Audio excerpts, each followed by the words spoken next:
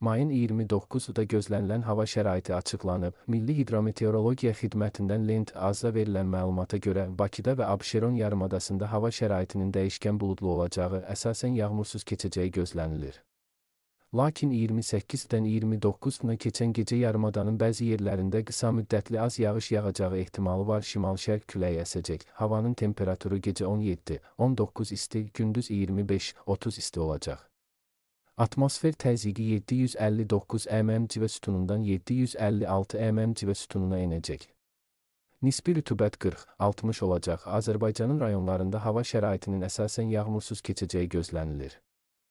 Lakin gecə və səhər bəzi dağlıq ərazilərdə qısa müddətli leysan xarakterli yağış yağacağı, şimşək çaxacağı, dolu düşəcəyi, duman olacağı ehtimalı var. Şərq küləyi bəzi yerlərdə arabir güclənəcək. Havanın temperaturu gecə 16-21 isti. Gündüz 28-33 isti, dağlarda gecə 8-13 isti, gündüz 15-20 isti olacaq.